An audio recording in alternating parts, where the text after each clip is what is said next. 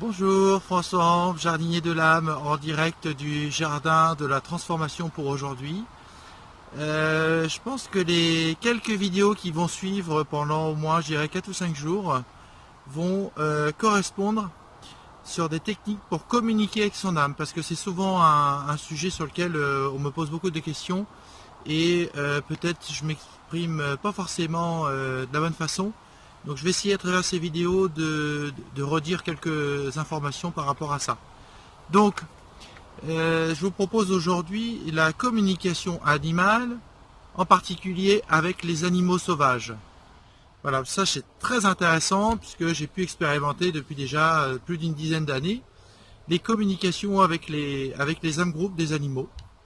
Et donc notamment avec les pucerons, les sangliers, etc. Tout un tas d'animaux. Et je cherchais des moyens pour éviter la lutte. Parce que la lutte biologique, sans produits chimiques, ne me convenait pas non plus. Parce qu'il y avait toujours ce sentiment de lutte.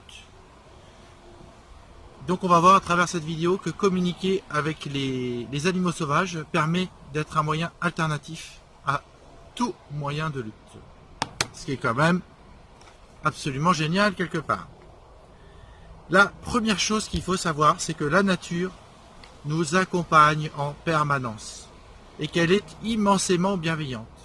Si nous avons la sensation que la nature n'est pas toujours bienveillante avec nous, eh bien c'est à nous de nous poser des questions au niveau de notre intérieur. Parce que la nature, moi je peux vous le dire,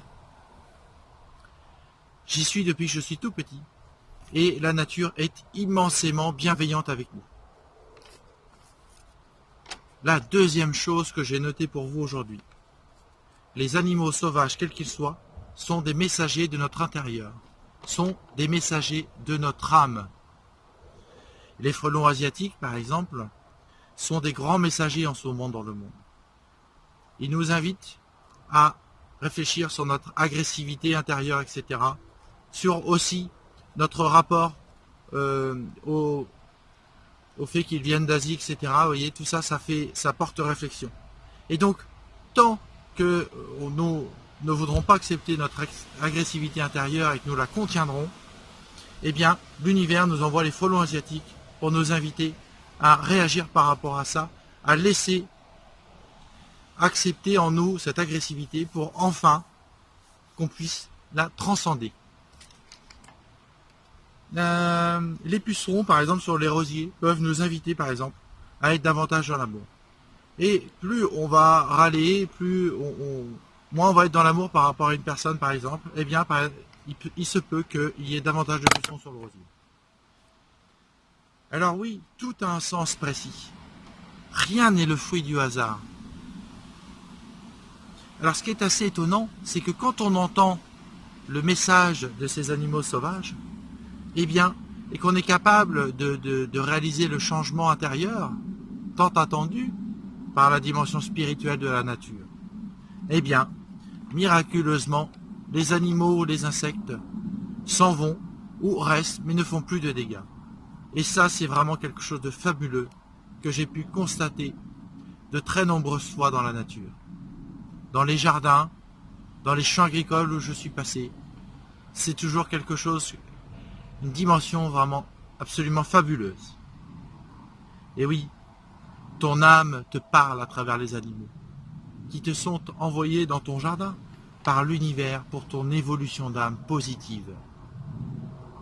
Et même si tu n'as pas de jardin, et que tu es interpellé parce que tu vas chez ta voisine, et que tu découvres des bestioles dans son arbre ou sur ses rosiers, eh bien là aussi, si ça te touche, eh bien c'est un miroir.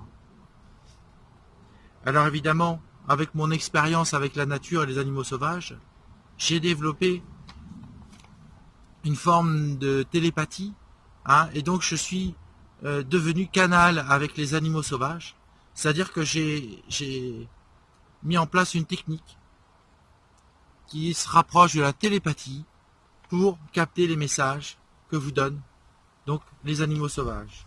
Voilà.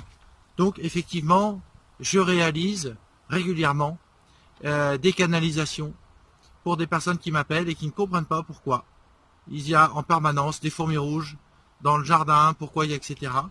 Voilà. Et donc, vous pouvez me faire appel pour ça, si vous en ressentez le besoin, bien sûr. Voilà, je vous remercie. Demain, je pense que je parlerai, selon mon inspiration, des messages qu'on peut recevoir de nos animaux domestiques. Voilà.